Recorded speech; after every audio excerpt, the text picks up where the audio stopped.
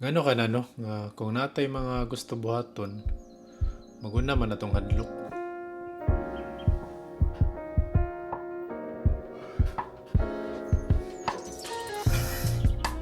Ngano kang mapugngan gyapon na to atong kaugalingon bisag di bitaw taganahan sa ato ang sitwasyon.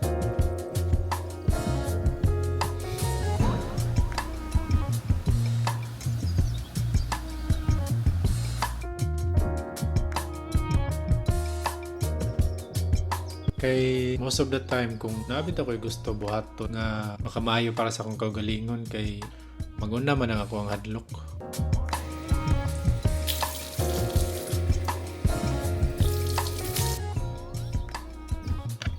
So kani nga video is about na siya sa pag-show up na ko balik, and this time i-try na ko nga masilet go pa na ko ang kana bitong dapat perfecto tanan. So paning kamutan ako kan nga kung unsa lay kaya na ko karon mao lang ako ang buhaton.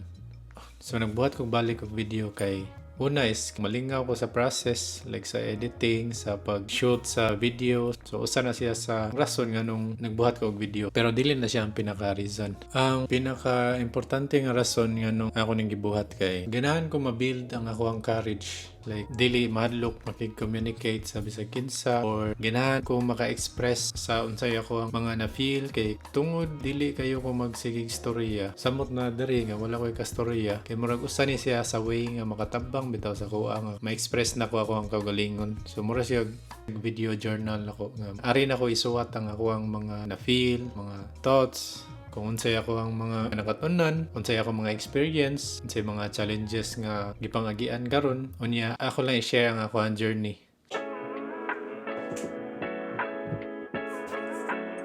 So, ako ni karon dili perfecto, dili pa komportable, dili pa maka-express og tarong sa kaugalingon. So kani nga video daghanig mga cut kay daghang kayog mga tag-as kayo nga mga pause. Maabot og mga pila ka seconds or mga 1 minute kay tungod sa wala ka sa unsay imong gusto istorya. So ganahan ako i-build ang ako ang courage kay naanad bangud ko magtago. Naanad ko nga permi ang ako ang fear ang mo decide para nako. Kana bitaw ang feeling nga dili nimo kontrolado imong life kay imong mga desisyon nag-agad sa unsay pangsulti sa bantaw nimo.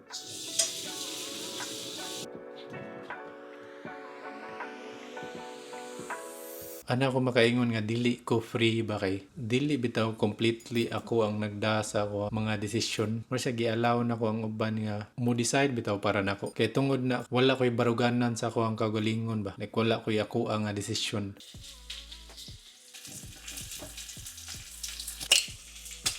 Unya, usa sa rason nga nung ganahan ko ma-build ang ako ang courage kay naanad ko nga ganahan ko safe tanan ako ang desisyon.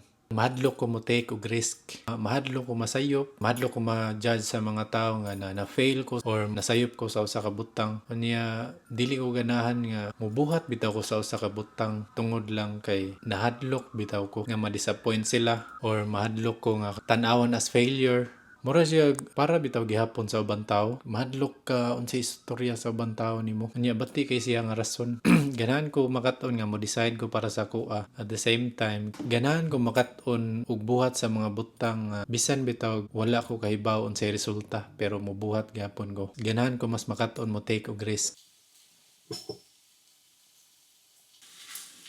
Unya kato akong gisulti nga mahadlok ko i-judge sa ubang tao kay para nako usa na siya sa mga beliefs bitaw nga nakatuna nato nga wala bitaw nato gi-question kung sakto ba or dili, basta kay nituman lang ta. Pero syempre na mga sitwasyon nga need ang laing tao ang mo decide para nato. Same sa work, atong mga amo, sila may kaybaw unsay paagi para mo work ang business. So mas daghan sila knowledge diha. So sila may mga mo decide kung unsay mong pambuhaton, unsay mong trabahoon. Or pwede sad sa inyo nga kung naa pa ka sa balay sa imong parents or suportado pa kanila financially, para nako fair sad para sa ilaha nga nasad sila yung mga decisions or rules nga kinahanglan sad nimo sundon. So siguro ang ako ang mga gusto ipang storya is about lang sa mga personal nga mga kinahanglan i-deal nimo sa imong kaugalingon. Nakaingon ko nga daghan sa ako mga desisyon kay dili ako bitaw. Akong giagad sa ubang tao, meaning gipasagdan ako sila nga mo decide sila para nako. At the same time, di sad nako sila ma-blame kay gipasagdan man gud nako sila. Nisugot ra sad ko ba?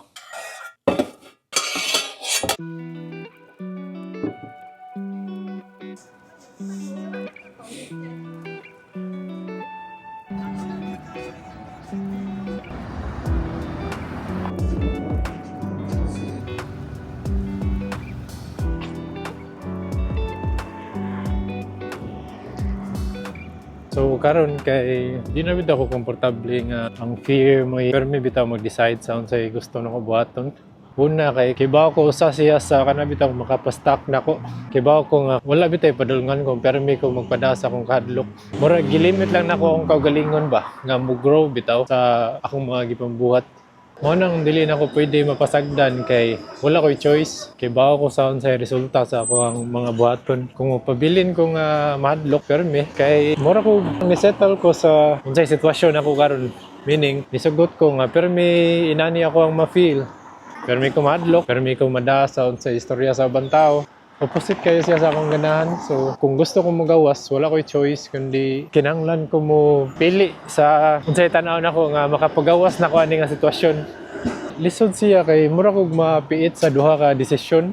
It's either mustik ko sa akong naandan pero walay growth or mabuhat ko og bago which is lisod, syempre. Pero nasa ko'y bago nga makatunan. Same sila lisod pero kinanglan lang ko mapili og lisod nga worth it bitaw ang tuson.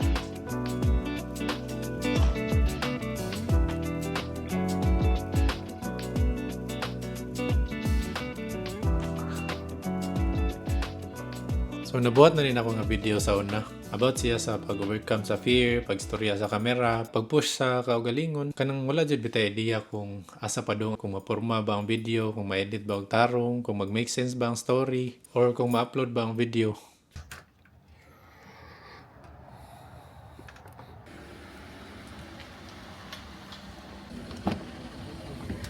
Hey, good morning. Ang nakalahi lang sa karon kay wala. Maura gyapon. Maura gyapon, madlok i-judge, madlok mo storya sa kamera, awkward gyapon sa kamera, dili pa natural. Daghan pag what ifs, daghan pa og duda. Like what if bati ang resulta ni? What if i-judge ko sa ubang tao? Or what if dinin ako dayon nun?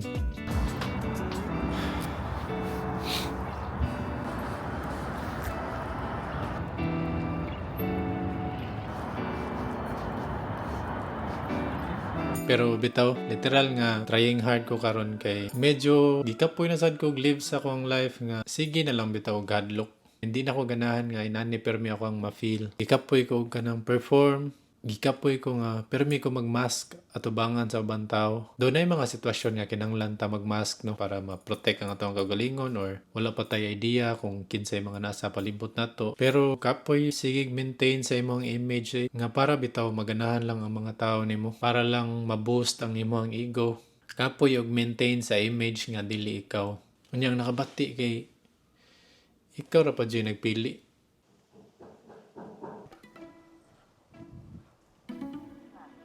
Masas akong naganahan din no kay daghan ba kayo silang tanong?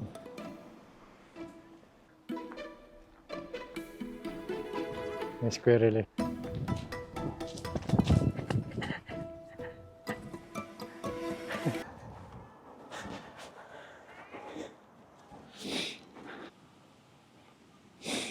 Pero usas akong nabantayan sad kay bisan bitaw maayo ang ako ang intentions or maayo akong gibuhat para sa akong kaugalingon kay night times nga moapil lang ako ang ego.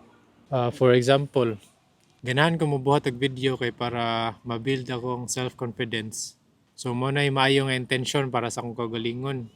Pero naay gamay nga whisper nga moingon bitaw buhatan ni para nindot ka tan-awon or buhatan ni para maganahan ang tao nimo. Di ba lain kayo? Pero akong nakatunan ani kay okay raman day nga naa akong ego. Pero dapat kay ba ko asa sa duha akong iyak. Ang good intentions ba nako or ang usa ka option nga makapaboost ako ang ego. So need ako mapili nila kung asa sa duha ang mas makatabang nako. Unya mao to akong balik-balikon og pili, mao to akong balik-balikon og bisag naa ako'y lain nga intentions.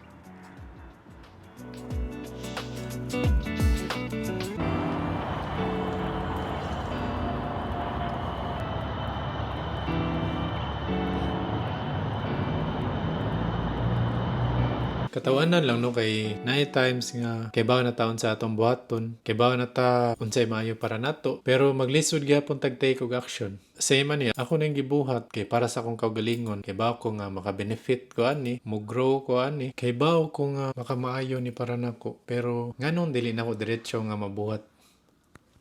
Fear syempre. Pero the more bitaw nga like nagsigog tan-aw sa ako ang sitwasyon nga naglisod ko, kay the more sad nga makasabot ko sa ubang tao nganong mahadlok sad sila, nganong naglisod sad sila o overcome sa ilang mga fear. Kay di man sad jud siya sayon. Unya tungod ana kay mas makahatag kog pagsabot o pasensya sa ubang tao kay baw ko sa ilang mga na-feel. Nakasabot man ko nga dili siya sayon. Nya sakto jud ay nga kung unsay mahatag nimo sa imong kaugalingon kay mao sad ang mahatag nimo para sa uban. Kay sa una i-blame bitaw nako akong kaugalingon permi nga nganong magsige pa magkasayop nga kay baw na magani. Unya kana nga batasan mao nay nahatag sad nako sa uban. Unya ako ang mga nabuhat sa mga tao palibot nako kay wala ko'y pasensya nila, wala ko'y pagsabot nila kay mismo sa akong kaugalingon wa man sad ko nakasabot. Wala ko natagag pagsabot akong kaugalingon nga naa pa ko sa proseso. Unya ang resulta ana kay ang mga tao palibot nako kay dili bitaw nako sila mahatagan og pasensya. Like madali-dali na ko sila nga dapat mao nilang buhaton, dapat may tabo na ni kay ginana sa akong treat akong kaugalingon ba. Nya sukad ana maningkamot ko hinumdom nga naay times kinahanglan ko manamin sa unsa bitay ako ang gipambuhat towards nila. Meaning kung giunsa nako sila pag-treat, dako sag chance nga ginana nako pag-treat ang akong kaugalingon. Or kung giunsa nako pag-treat ang akong kaugalingon, dako sag chance nga ginana nako pag-treat ang mga tao palibot nako. Nya mao na may mga times nga maunay ra ko sa akong mga gipang storya, maunay ra ko sa akong pagpangasaba nila, maunay ra ko sa akong actions nga gipakita nila, mura ko masagpaan bitaw or mawawan ba kay ang imong i-advise nila kay kinahanglan sad bitaw na nimo madunggan. Nindot siya at the same time but sakit siya kay mauwaw ka sa imong kaugalingon, mauwaw ka kay ang imong mga gipang storya wala sad nimo nabuhat. Unya, nindot siya kay ma-force bitaw ka ma-change, ma-force ka mag-usab sa imong kagalingon, ma-force ka nga magtarong ba, kay hypocrite kayo ka kung mga saba ka sa uban pero kung unsa to ang imuhang di ganahan nga ilang gibuhat kay imo sa diyang gibuhat. Bisag sakit siya, nindot lang sad sa feeling nga makakita ka asa ka na sayop kay ana sad ka makakita unsay kinahanglan nimo usbon, ana sad ka mag-start og pangitag paagi unsa nimo pag-usab sa imong kagalingon.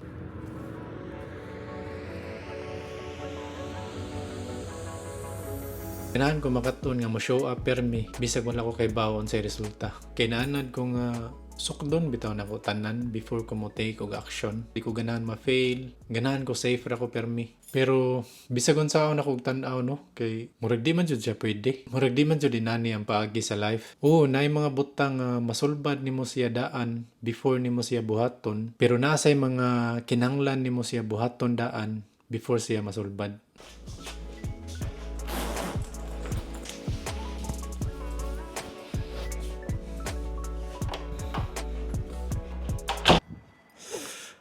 Sa mga dili pa ako komportable no is kani magstorya ako sa camera niya, sabot na ako sa gawas while nagda ako sa kuang camera kahit pagitan ta mo.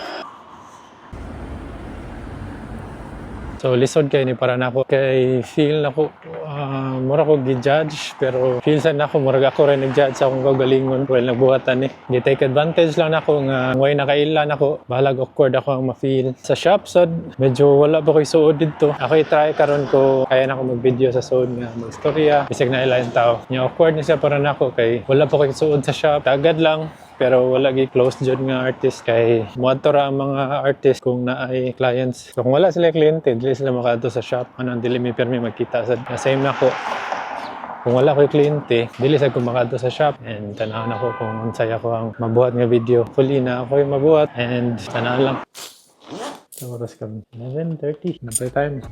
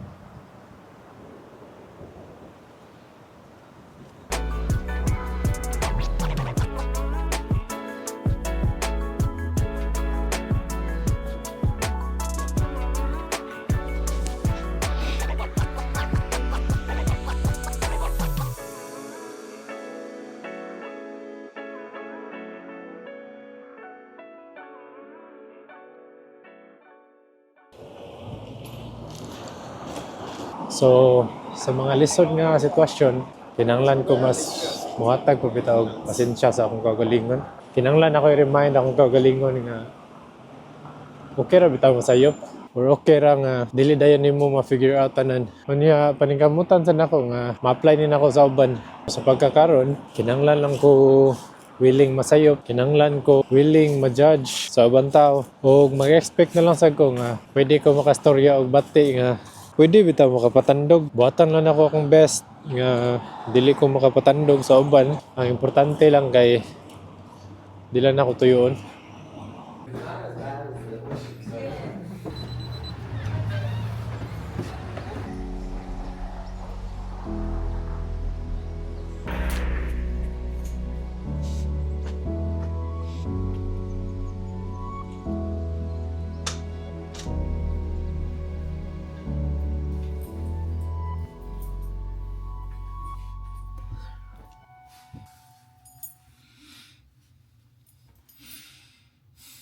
Kung naa siguro ko yung mga nakatunan sa process ani nga video o kung naa ko yung mga kinahanglan i-remind sa akong kaugalingon kay mao siguro ni.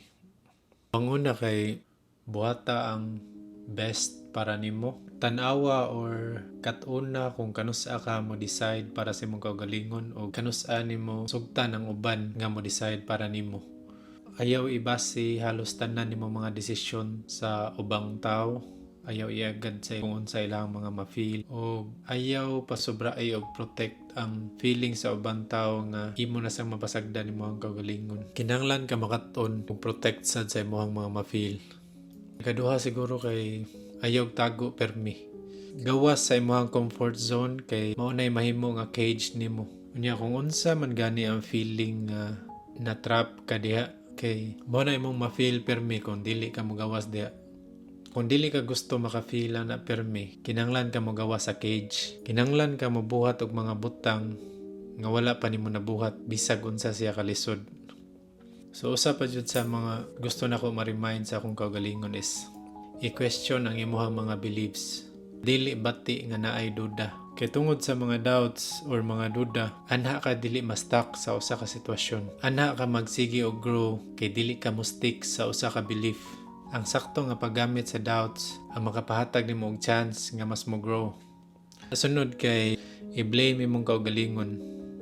I-blame imong kaugalingon nga wala ka ni take og action bisag kay bawo ka sa unsay imong ganahan. Unya after sa pag-blame kay katuna kung unsaon nimo paghatag og pasensya og compassion imong kaugalingon while naa ka sa process. Ayaw pagdali unya hinumdumi nga tanan gusto nimo mahitabo kay naay sakto nga proseso. While nag-work on ka sa imong mga ganahan, kay dako pag chance nga birahon pa ka sa imong mga naandan. Push ka, padayon ka, unya kung ma-fail man gani, bawi ra gyapon, ugma na sad. Unya sunod kay be honest.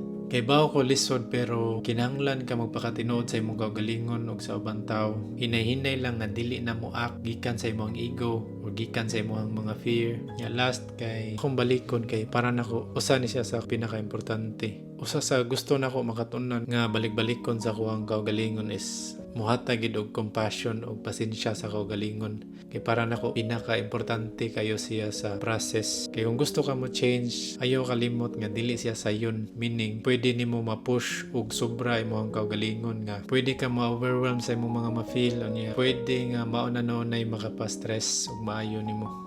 So pasensya og compassion. Okay ra kaayo nga magbalik-balik og kasayop. Push lang ka gamay. At the same time kay nagamping kasi mong kaugalingon. Unya last, mao din yung last. Learn og salig sa unknown. Pwede ra ka mo take og action bisag wala ka kay bawon sa resulta. Ang courage kay dili nimo siya ma-build kung wala ang fear. So ma-build ra nimo siya kung mo take ka og action bisag naa ay mga hadlok.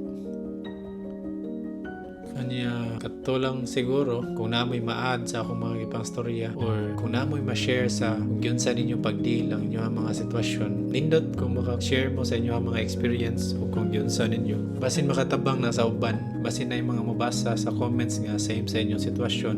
Unya usa sad wala ko idea sa akong mga gipang storya. Di ko sigurado kung mag-make sense ba siya or sakto o sayop ba siya. Ganahan ko makaibaw mga open ko sa bisag unsa nga comments. Ganahan gyapon ko makaton. Same sa akong giingon kaniya nga wala ko ni stick sa kung unsa ko ang mga naibawan karon. Willing ko mo let go kung naay mas better nga knowledge nga pwede nako gamiton sa ako ang mga sitwasyon.